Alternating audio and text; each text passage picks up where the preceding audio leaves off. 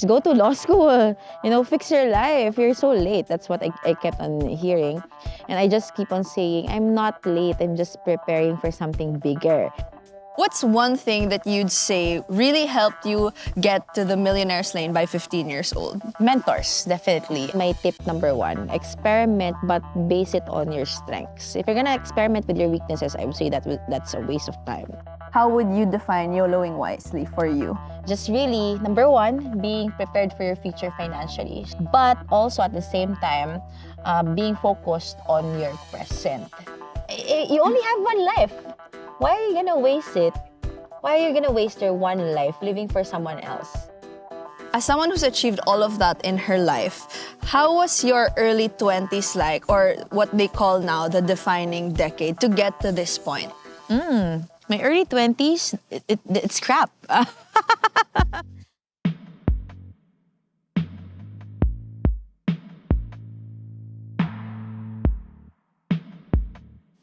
Hi everyone, welcome back to the Katalyst podcast. Today with me in Japan is Madame Nikki Jurado, author of the How to YOLO Wisely book and the How to YOLO Wisely course. Hi Nikki. Oh, hi guys. Hello. How are you so far? Super cold. Why are we shooting this here? What's your idea? Alright, so game. So Nikki, can you give us a quick short intro of yourself and your story so far? Okay. Hello, I'm Nikki. I am the author of How to YOLO Wisely. I founded the Patatas Fam by NFG. It's a community of people who want to work less and earn more. And basically, I talk about money, finance, business, and how you can do it less so that you can earn more and have more time for what's really important for you, how to live intentionally, and do the work that you really need to do in this world.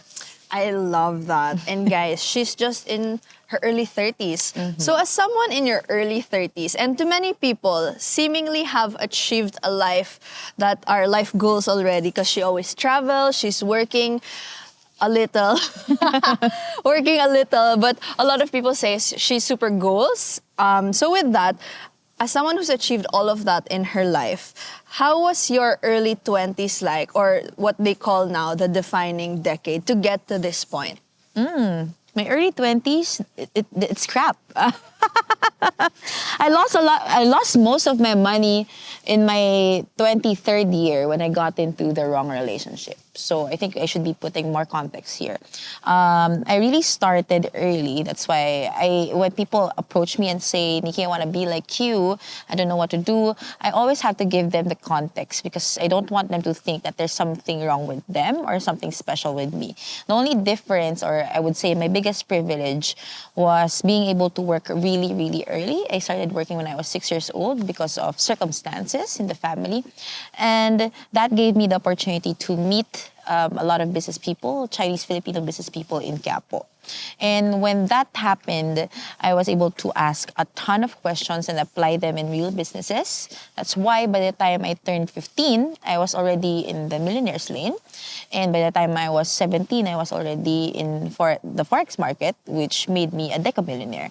But when I reached 23, I lost everything again because of the wrong relationship. So that's pretty young. Yeah. Like usually by 23 at this time in the Philippines, since they added senior high and junior high, a lot of people are graduating later and later, such as 22, 23, and yet here you are at 23 being a decamillionaire already. So given that, I'd like to backtrack a little bit to where you asked a lot of questions to these Filipino Chinese entrepreneurs. What's one thing that you'd say really helped you get to the millionaire's lane by 15 years old? Mentors, definitely. The thing with them is, I think they thought I was just joking. Because I was like, so young. Cute. Yeah, I think they just found me cute. I mean, imagine like a 6-year-old girl asking you, how do you get supplies? How do you make money? So they would answer me seriously because they think it's a joke.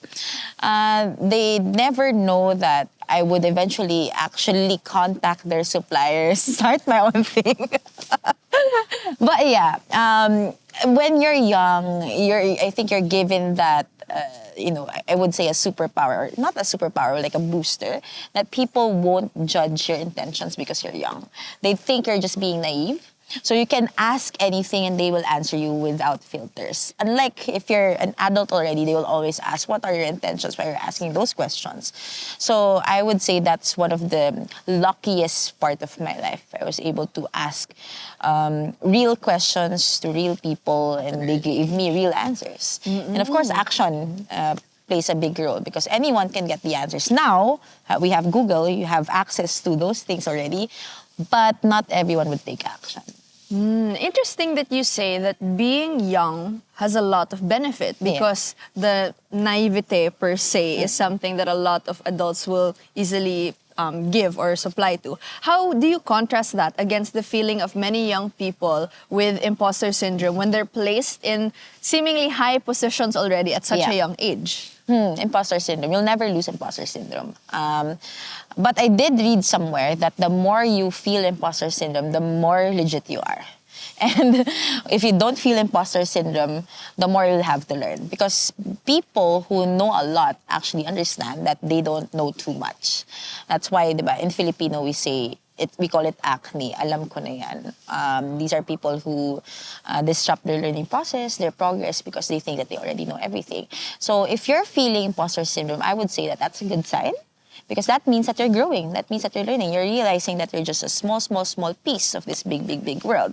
And once you realize that, your world gets bigger, your opportunities get bigger for you. Because if you feel like you know everything, then the world is getting smaller and smaller, and that's it for you.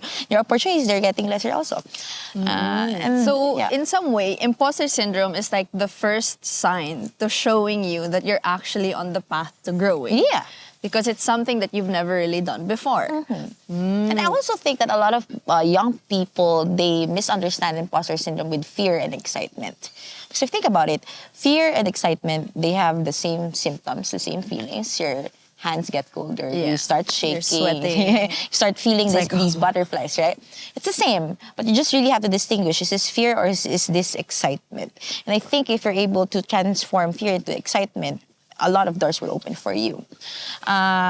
Imposter syndrome, on the other hand, if you're feeling like you're not supposed to be on stage because you're young, because you lack experience, I just think it doesn't make sense. Because to be on stage, for you to be qualified to be on stage, the only thing that you have to do is be on stage. Now, if you think about it, especially in the TikTok era right now, there are so many people. Okay, let's use you as an example. There are so many people who are less qualified than you. They're not graduates. They're not graduates of Ateneo. They're not as pretty as you. They're not as talented, as smart. But they're still on TikTok just doing what they have to do. And they have so many followers, making so much money just because dancing. Just because they showed up. So if you think about it, for me, I feel imposter syndrome when I stop moving, when I stop taking action. I love that. I feel imposter syndrome when I stop taking action. That's so great.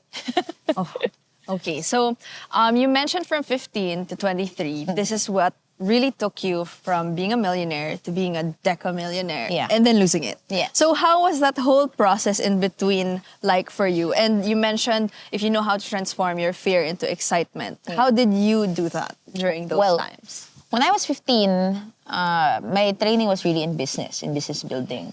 But around that time, I discovered trading. So I first got into stocks and then eventually got into Forex because I found the Philippine stock market to be too slow for me.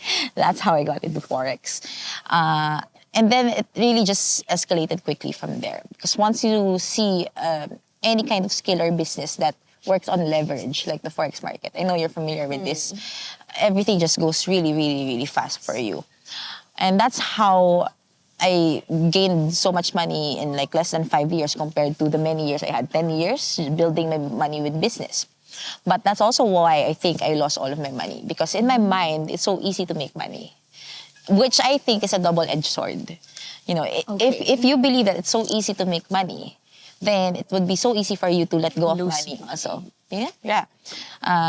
Your risk appetite becomes so high. You stop thinking about, how you manage things. Yeah, because you'll just be like, oh, it's okay, I can just make it back. Exactly. But at the same time, it's also a good thing, I think.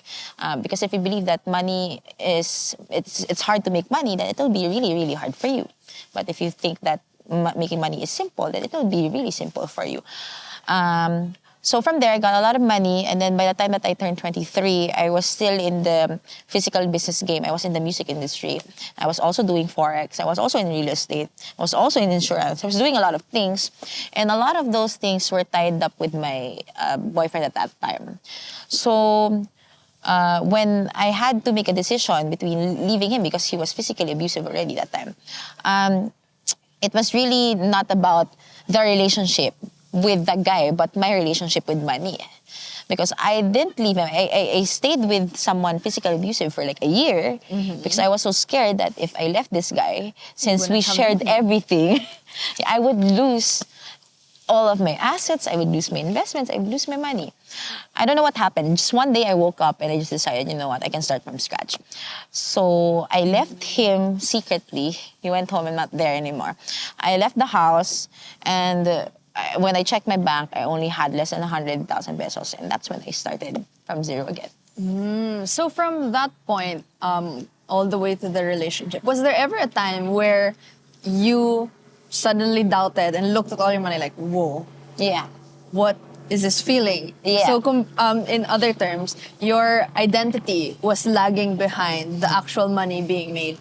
When did you realize it, and what happened?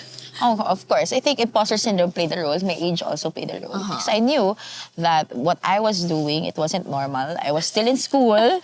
Okay. I was still in school. I got myself into Miriam, so it was an exclusive school for girls. I had rich classmates, and then I got myself into Ateneo. I had even richer classmates. And I would see my friends and classmates, they were being given allowance. I had to make my own allowance. And that's when I finally felt like, oh, what I thought I was normal. I thought everyone was just like me. They started early, they make money. And that's when it really hit me like, oh my gosh, this is not normal. I even considered not finishing college because I thought, I don't need this diploma anymore. But that's when I really started asking, now that I can afford anything that I want, what's the point? What's the point of making money? And I think it was a really good time, or I think it was the way of the universe, that's what I call it. I think it was the way of the universe that I got into Ateneo and not somewhere else. Because? And that I started asking these questions in college because that's when I got obsessed with philosophy. Yes, 12 units of philosophy. Yeah, we all graduate as philo minors. Correct. Technically. And also theology. And that really helped a lot. That's when I started asking my pillar question. What would you do if money wasn't an issue? Because what the hell will I do now that money is not an everything? issue? Yeah, now that I have everything. And that's when I realized that money, I think, is really just a tool made by humans. And if it did not exist, we'd still be doing barter. That would be fun. To get an iPhone 15, I'll be paying with a cow or something. No, I mean, that would be really fun. But then at the same time, if money did not exist, I think there would be a lot of amazing, passion projects here and there. People will will run for office to really genuinely help the cities grow or the citizens, be citizens. But right now that money is a thing, I think we're putting a lot of limits for people who actually have the drive, who actually have the heart to do and to do service and to actually give back to humanity. And that's when I started really asking, if I were to leave a legacy in this world, what would it be? And I think I'm so privileged that I was able to ask that at 17, 18 years old. Yeah, I was gonna say that. At 17, 18, you're wondering, what message do I want to leave people with when I die? Yeah, exactly. So what made you also push to finish your degree? Oh, my parents. That was the only gift I can give back. They really just asked for it, especially my dad. I come from a family of lawyers. My surname is Jurado. So, like, it's literally judge. And I think from our clan, I'm one of the very, very few who didn't enter law. I didn't want to. I was really focused on becoming a business person. And his only request was, okay, don't enter law, but I need you to get that diploma. I was like, okay, easy. That's what I said. And how did you handle the pressure of not following through what your family tradition, quote and unquote, is? Because for someone who's young, asking already what kind of message you want to leave and has a lot of money, you're right. Usually they'll just be like, I'll just do whatever I want. Yeah. But at that point, it was still a turning point for you because you were still young, right? Yeah. So how did you that. manage all of those pressures as you, quote and unquote, grew up? Yeah. No, I love that. I started asking these questions at 17, right? 17, 18. I had all the freedom in the world, but I didn't know what the heck I wanted to do. So I had a lot of money. I had all the resources. I had all the time, but I still didn't know what I really wanted to do. And that's when I realized that if I'm gonna die at 80 years old, minus what, give or more or less 20, I still have 60 years, I'm gonna be so bored doing nothing. I'm gonna be so bored shopping. I hate malls. I hate shopping. No, I'm one of those people who hate shopping. I don't enjoy it. I really don't.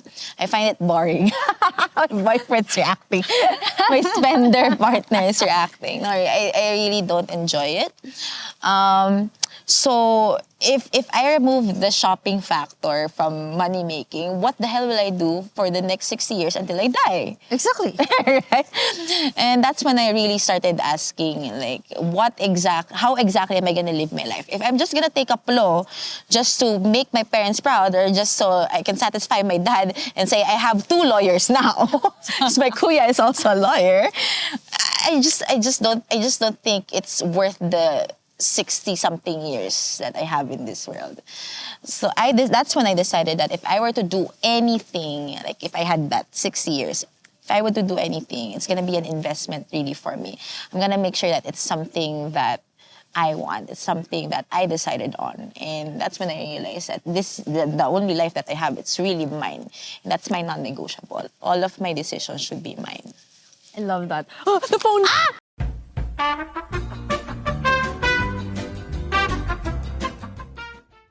All right, so if you were one of the lucky few in your family that didn't pursue law, and you were so adamant on pursuing this intentional life specifically for yourself, because it's the only one you have, how did you manage your family's expectations of you and this adamant feeling that I define my life, especially since here in the Philippines, we have a very close-knit family culture where the sense of utang na loob to our parents is very strong. How did you claim your own identity and say, no, this is my life? How? It was hard, no, but especially between 24 and 25. I think I graduated 21. By the time I was 24, 25, my batchmates were already getting promoted, buying cars, getting married, having kids. And I was still at home doing my own thing. And my dad kept on saying, mag-law ka na. Just go to law school. Fix your life. You're so late. That's what I kept on hearing. And I just keep on saying, I'm not late. I'm just preparing for something bigger. And then there were a lot of fights for sure. But then it came to a point, I think, but it took me a while. I think I was already 28 when I realized that my parents were just being, just like us. They have no idea what they're doing. They're just going through life the way they know how. And our parents, we need to understand that they come from another generation. They don't understand money making, for one. The way we do now. They don't understand the internet. They don't understand that it's not a thing anymore to have your own office. They don't understand that titles aren't really a thing anymore, and that being a freelancer or just doing your own thing, creating your own thing, it's actually money making. For them, the secured and stable way of making money is still being a professional. It's still being an employee. And I know that that's still one way of doing things. And people do make money as lawyers, as doctors, as engineers. But that's not the only way. to make money. And for our generation, I think we're pretty lucky that we have a lot of choices now. It's just that they're not aware, or if they are, they're not really knowledgeable about it. So they have no idea what we're doing. That's why they think we're being risky.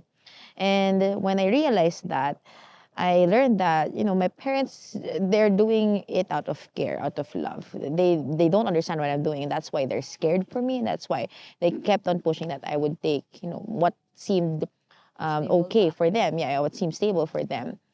It took me a while, and a lot of paglalaya sa bahay.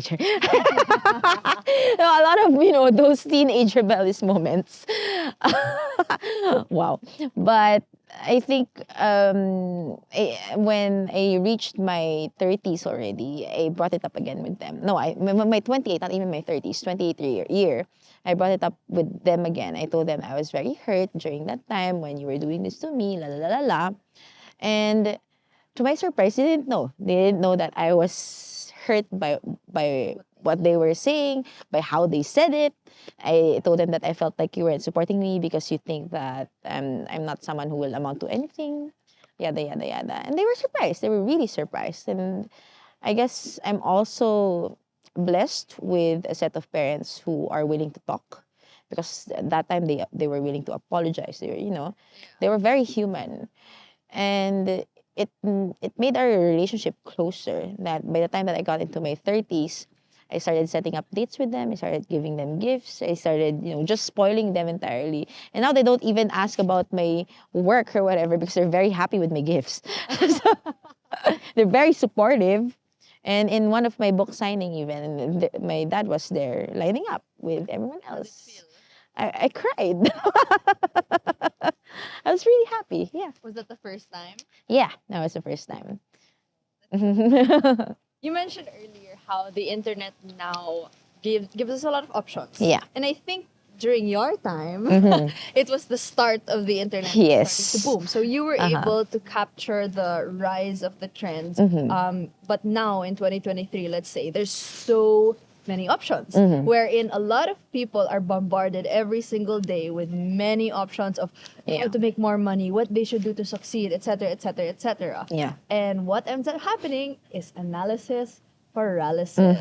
So as someone who's going through the defining decade, or maybe not even the defining decade, rather just this plethora of options on the table, what would you say or give advice to them in order for them to finally choose one thing, or basically double down on the thing that's going to make them money? Well, for one, I would say experiment early. I used to be because I used to be a multi-potentialite. Eventually, I turned into a specialist. A multi-potentialite is someone who can do many, many, many things. Essentially, it's kind of like, a jack of all trades of some sort. But it was really my way of experimenting with my strengths. So that would be my tip number one. Experiment, but base it on your strengths. If you're going to experiment with your weaknesses, I would say that's a waste of time. Your weaknesses, just delegate them, automate them, or if you can, eliminate them. But focus on what you're already good at. I say this because what you're good at is usually the things you also enjoy. What's fun is easy. Love that. Yeah. Easy. If you're not having fun doing something, it'll be really hard for you. There'll be a lot of resistance. And if there's a lot of resistance, then you know what happens next. Excuses, procrastination. It's changing. Yes, exactly. And you blame yourself. You say, maybe there's something wrong with me. When in reality, you're just not having fun. You're not enjoying what you're doing. Or you're playing with your weaknesses. And that's a waste of time. And second tip, I would say, find your specialty. You're right. There's a lot of noise already, especially in the internet. You open a lot of apps, another one will pop up. There's a lot of notifications, messages. Oh my gosh, infopreneurship is such a thing now. Everyone's a coach. Yeah. Everyone's a coach. Everyone's a writer, and I love it. I love that because you can. There's no excuse anymore not to learn. You can learn from anyone, from anywhere, With anything. Exactly, about anything. But because of that, you mentioned it already. Analysis by paralysis. Another term that we would say is the shiny object syndrome. You see your friend making a lot of money, you see your friend succeeding, you'll drop your current project and run to that project. In hopes of making even more money. Yeah. And hence, you're always a beginner. And I think there's nothing wrong with being a beginner, but at the end of the day, being successful in your business or in your project or in money making is playing the long-term game. Staying with it, just sticking with it, even if you fail. Actually, stick with it because you're failing. And when you fail, that's when you get the necessary data to propel forward. Right? And to do better next and next and next time. Exactly. I love that. Okay, so given that you've had such a long experience of working already and you finding out that that wasn't normal, every season has its own set of risks. And the way that you talk about it, it's like, okay, I have my plans here, I have this framework here, I'm gonna do this, this, this. So it seems like you're the type of person who doesn't really like risk. Yeah. So from someone who's been working since 6 years old all the way to where you are now, and even in the process of understanding and learning about yourself, what you like, and what kind of life you like, how did you manage risk in those seasons? And given that every phase has that level of uncertainty, not even knowing what's going to happen next or who you are. Yeah. Well, I don't like risk. But the thing with risk is, if you're going to define it, everything and anything is actually risky. But or there's a certain amount of risk or level of risk in anything that you do. Even if you just put your money in the bank, that's also risky. If the bank closes and you don't have your money anymore, at the most you'll get whatever is insured in the bank, right? But I think risk ultimately is not knowing what you're doing, entering something that you have no idea about, entering something and you didn't really educate yourself about it. You didn't get into a community that will teach you about it or whatever, or you didn't get a mentor who will support you through your journey. I think that's risky.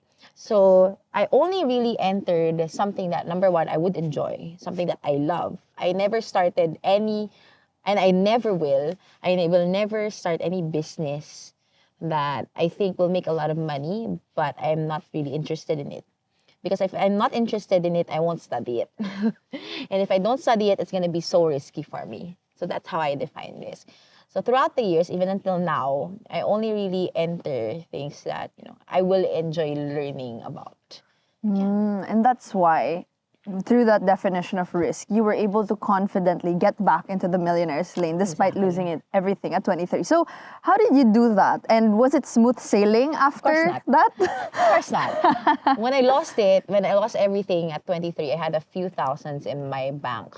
And my first thought was to enter the forex market again, because I already knew that time that I was really a good trader. And then because I was a good trader, I also knew that it would be a terrible idea to put my remaining money in the forex market. That's why I did not. But I was determined that give me 6 months, I'll be back in forex. My first plan was to build up my emergency funds. It was quite low that time. I was only targeting 50,000 pesos in 3 months. And then my other plans were to start paying back my insurance policies again. Because insurance is very important, my medical insurance as well. And if I hit those two things, I'll start investing or getting into the forex market again. So ultimately, it was the first plan was really just get the cash flowing in. And I think that's where most people get stuck, because in the Philippines, we're taught to get cash. So usually, you get a college degree that would give you good cash. Yeah. Like, you become a professional, get licensed or whatever, and you get really good. Corporate. Yeah, you become an engineer, and or that's what they say, right? Yeah. But if you stop at getting a lot of cash, you won't really get wealthy, because cash is just paper. It's just, it's just a tool. You really have to learn how to start investing that cash. That's how you get out of the rat race. But that time, I wasn't thinking of the rat race or whatever. I wasn't thinking about investing. I just was thinking of surviving. I had to get out of survival mode. So I had to get the fastest way for me to get cash was to become a freelancer, to offer services. I was decided that I'm never gonna be an employee. Not that I don't think that employees are good money makers. It's just that it's not for me. Yeah. I think that I'm a terrible employee. And I won't enjoy it. Again, I'll never do anything that I won't enjoy. So I became a ghostwriter. I started writing finance and business articles for Australian and Singaporean clients. So interesting because at every point of the questioning, there's always a very specific thing you say no to. There's a lot of things that you say, okay, this one I'm not gonna do that. This one I'm not gonna. And from knowing you, it seems like this drive to really create your life also comes from the discipline of saying to yourself, being an employee is not something I'm going to do. Yeah. So you're like, everything I'm gonna do is not gonna lead there. Yeah. And you know what? Going back to risk, I think people become risky or join risky things because they cannot make a decision. And if you think about it, the word decision comes from to cut off, right? Because if you make a decision, you're literally cutting off all the other choices that you have. And people become risky with their lives, with their choices, because they cannot make a decision. They have a lot of options. They have option A, option B, option, and they have those options for many, many, many years. That's why they get stuck wherever they are. It takes them years to actually move on with their lives because they cannot make a decision. But once you make a decision, that's when you know more than what to say yes to. What's more important than that? That's when you know what to say no to. And when you know what to say no to, no matter what door opens up for you, you won't necessarily jump up and say, yes, I'm going to take that.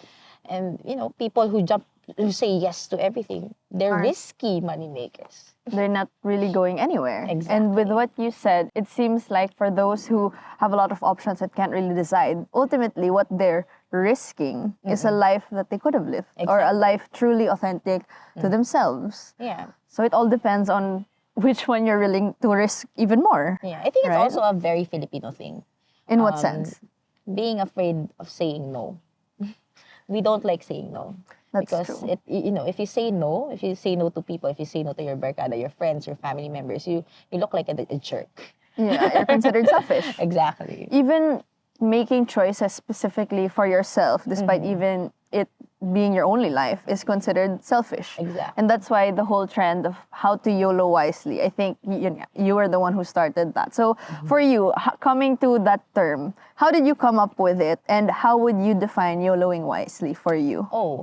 I'm a lifelong learner, for one. I love education. I wanted to be a public school teacher at one point. I don't, it's an Ateneo thing, I think. At some point, I want to become a public school teacher. Let's go down from the hill. Exactly, right? Right. I really wanted to. But when I asked my parents if I can be one for at least a year, they said no. I wanted to volunteer in Samar and teach, public schools there. But then I realized, you know what, I can still be a teacher, but maybe in another way. Because one thing that I know that I can fight for with all of my money and all of my energy and time is I am disgusted by our current educational system. It's so outdated. It hurts kids. It teaches kids to become boring adults with no lives, who just live to work and eventually die.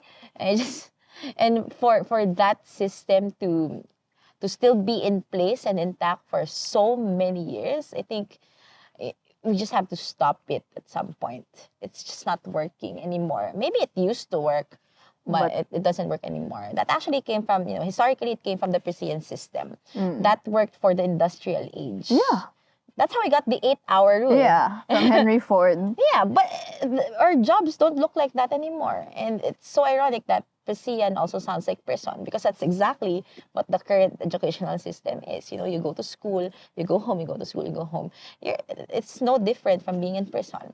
I just think it locks up, people and children from really discovering what their life is all about, really discovering how small we are in this vast, vast, vast universe.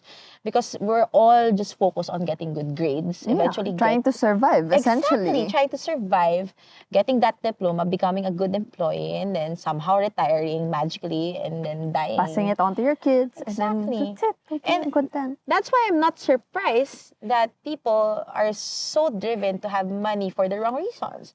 Like, we're all trained to become better than someone else. And I think that compete. And to compete. Yeah, because that's how the grading system works, right? Yeah. You graduate, you get promoted, you have to brag about it on Facebook just to basically say, or LinkedIn, or you have to buy these stuff that people say, this shows that you are a member of high society. And it makes you feel good. It makes you feel like you're better than someone. but does it really make you wealthy? Does it really make you rich? And, I just find it annoying. I can't find a word other than disgusting. I just don't think that that's the only way To live. To live. You were the first person that made me realize, hold up, what am I filling my resume for? If every level, I always feel like I have to achieve an even newer level it never wherein it never stops. And I just feel like I'm never enough. Exactly. And you, through your page, Nomad Finance Girl, was the first one that made me question, hold up, why am I doing this? What is it for? Is it really just to post and impress people that, hey, I'm the new manager for ABC? Not to say that I'm against people who do that. I'm just saying that for me, do I really like that? Because it's a constant pressure as well to keep showing up as that, Exactly. right? And you're just boxed into that name, into that title, showcasing and portraying that that's kind of all who you are. Yeah. Right? And I just think that if you live like that, or if you think like that, you give so much service for the external world. Like, you're getting all of what you need from the external factors around you. You don't really go deep into your inner world. You don't really ask, how exactly do I want to live? And you only have one life. Why are you gonna waste it? Why are you gonna waste your one life living for someone else? So, for you, what does YOLOing wisely mean? Okay, if you think about it, we can be all philosophical and inspiring and motivational and say that you only have one life to live, you have to live intentionally, blah, blah, blah. But money really is an issue. Yeah. It really is an issue. We can't just take over the world and we'll remove dollars, we'll remove peso. It really is an issue. So that's the question that I really wanted to ask in the book. My pillar question was, what would you do if money wasn't an issue? But then it's followed up by, but money is an issue, so what do we do? What do we actually do? And that's when we went really practical with the technicals in the book. Because I didn't want to write a book that will, make idealistic people like me more idealistic, but not really take action. Yeah. I want it to be actionable. So YOLOing wisely, I realized, is just really, number one, being prepared for your future financially. So working on your emergency funds, working on your insurances, making sure you're well invested, but also at the same time, being focused on your present. The thing with, I think it's such a Filipino thing. We only have two things, we're taught to do two things to our money. Save and spend. Correct. That's it. So you're either a saver or a spender. Yeah, and I don't think that I'm a saver for sure. But being and I know that you're a I'm spender. a spender. Yeah, but I know that we don't do work just so we can save and invest. Or spend. Yeah, if you're just gonna work so that you can save and invest, like, what's the point of working? Right? And at the same time, you don't work just so you can spend. Because if you do that, then there's no future for you. And You'll what's never the stop point? working. Because you're always just gonna buy things and then be like, okay, now I need to buy more things, so I need to work even more. Yeah, you buy a lot of toys from Japan and now you need a new house because you don't have space for your toys anymore. Right? Mark Mancilla. Okay, continue. Right? So I was really trying to find out what's the middle ground for, this problem. Because I understand I need to save. I understand I need to invest. I can also spend, but how do I make sure that I have, a future set for me? And at the same time, how do I enjoy my present? And that's what I teach in How to YOLO IC. I think if you're able to prepare financially and also in terms of your skills, for the future, like how I always say it in Tagalog, never ako maghihirap or I'll never go broke. Because I have the skills, I have the mindset, I have the network. If you have those things for your future, why worry? If you don't have to worry anymore, if your finances and your skills and your network and your mindset is set for the future, the only thing you can do now is enjoy the present. Now imagine living a life every single day when your only job is to have fun. I think that's a life worth living. That's true. I love that. I love that. So, given that you started at a really young age, and technically your 20s is called the defining decade because that's your period of exploration and understanding who you are, and a lot of psychologists are also saying that in order for you to ensure that you have a good life, like past 30, you need to prepare well for your 20s. So there's a lot of pressure. But given your story, it seems like you did everything right. So what about the people, or what do you think about those people who are just, let's say, finding out about these things now? Do you think they're late? Is there ever truly a defining decade? Well, I don't think that being late is an actual thing. The one thing that I don't want people to think is that I got everything right. Of course, that's not true. I failed a lot. And I think that's why I succeeded. I failed a lot. Number one, I started early. Number two, I failed a lot. So I started failing early. And that's why I'm here now at 32. I'm sure there are a lot of other, kids these days. They're like younger than me and even wealthier than I am. And it's less about the amount of time you put into things, less about the time you started, and I think more about the impact of the things that you do every single day. So let's say you're 40, you just learned about these things and you feel like you're late. You're not. If you feel like you're really late, the only thing that you can do is act. If not now, because you still have to eat and sleep or whatever, at least act tomorrow. That would be the latest that you can do. You have to act tomorrow, not the day after. Because the moment you start procrastinating, even after learning about these things, then you being late is already your fault. That's one thing that I would say. If you feel like you're already woke, we'll use that term, and you realize, oh my God, I can do something about my life and still not do something about it, then it's already your fault. You can be accountable. You feel like you're late because what are you doing really? But in terms of being late and pertaining to your question, I just think that we put too much pressure. We base it on a timeline that doesn't exist in the first place. The one thing that made me realize this was death, the concept of death. Earlier we were talking about how I learned that if I die at 80, I'll only have 60 years. So what am I gonna do with that 60 years? But in reality, you'll never actually know when you're gonna die. You can die tomorrow. I hope not. But Knock on wood. you can die tomorrow, yeah. Or you can die later. So if that happens and you get to see your body, if your soul starts flying around and you see your body there, will you be satisfied with the life that you lived? I think you can start with that. I think that's the only timeline that you will have to follow. It's not necessarily a timeline because you have no idea when it's going to happen. All we know is that it's going to happen. That's the only thing you need to know, that one day you will die. So what are you going to do now? So there's no point in, let's say, always constantly worrying about the future or regretting things in the past, because in that train of thought, you're never really living in the present. Exactly. Right? And the present is all we have. Exactly.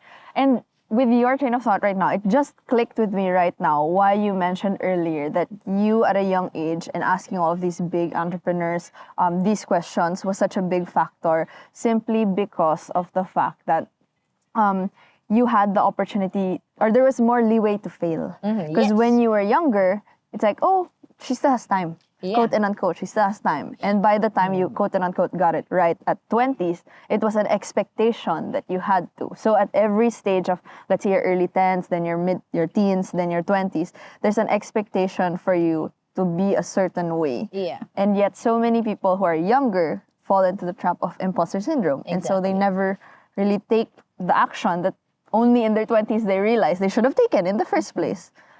Fascinating. I love that. So with all of that, for you personally, with whether it's with Nomad Finance Girl / NFG, your life, Forex, and so on and so forth, what would you say is next in your 30s? More NFGs. If I think about my legacy, if I'm gonna die soon, of course, I hope not. My plan is to die at 80. Mitigating risk even with your timelines. No. I won't be able to do this on my own. Definitely, it's not gonna be sustainable. Ultimately, the reason why I created the brand, why I created the message, which is, in summary, live intentionally. Just those two words, live intentionally, was so that I can, find people like you, find people like, I'm seeing her, Mara, strangers from the internet. Na all I have to do is pass my message, and now you're actually doing it. You're already my ripple. You're creating this podcast so that you can pass the message, and those people can pass their message. So I think my 30s will be focused on doing that, creating more NFGs. Recently, I've been doing some planning, of course. And I told my team, I want to rebrand. Before people knew me as Nikki, the millionaire maker, but now I just want to rebrand to Nikki, the millionaire teacher maker. I really want to build more teachers. I think there is a teacher in everyone, like you doing this podcast. This is you teaching. I think there's a teacher in everyone. I think there's we can pass on ourselves, and I believe that's what passion really means. Pass I on. It's you passing yourself to someone else. And if I'm able to create more NFG spreading the message, I know that I'll live a very satisfied life. I love that. All right, so time for my ending question, my last question for you. So what would you say is one thing that you can share to those in their early to mid-20s, or even those who are just generally lost? What would you say to them as they find that clarity, and one actionable tip for them? Okay. Good job on being lost. Actionable. No, really. Good job on being lost. I think people in their early 20s, they put too much pressure on themselves because they're lost. But I think being lost is a good sign. If you feel like you're lost, it means that you want to get somewhere. If you don't feel like you're lost, then you don't really have any direction. You don't want to get into anywhere. But if you feel like you're not there yet, then there's a there to get to. So good job. But another thing that I would say is, this is the actionable point. If you're just gonna stand there doing nothing, you'll always be lost. You don't have to get all the questions and all the answers. You don't have to, know what way to go to. My only advice is just stand up and go to any direction, because all the puzzle pieces that you'll need, you'll find them along the way. They won't magically land on your lap. Another tip I would say is ask a lot of questions, because people are willing to answer. And if you ask a lot of questions to the right people, you will get the right puzzle pieces. Some puzzle pieces you don't realize those are the puzzle pieces you're looking for. Sometimes they'll look like, what's this? It doesn't make sense. But once you get the other pieces and start sticking them together, you'll get the bigger picture. Until you just get to a point when you start, praying to God, to the universe. I call it the universe. I start praying to the universe, thank you for putting me at that place at that time. So that's another, I would say, not really an advice, but a reminder that even in the most painful days, you are placed at the right time, at the right moment, at the right place. You just have to be the right person. I love that. So before we close, is there anything you'd like to say, promote, or talk about in our last segment? Yes, thank you. Oops. Ano ba yan? Tumuloy-tuloy na. Go. Okay, ulit. Okay. Thank you so much for listening to me and my story. If you'd like to learn more, just follow me on my socials. It's NFG. If you want to join my free group, it's Patatas Fam by NFG. I'm also on TikTok, on Instagram. And if you want to join my course, it's howtoyoloyc.com. Thank you so much. 10 out of 10 recommend, guys. So thank you so much for your time, Nikki, and doing this with me in 10-degree Japan weather outside the Osaka Castle. Special for you guys. So thank you to everyone also to help. And that's it for today. Bye. Bye.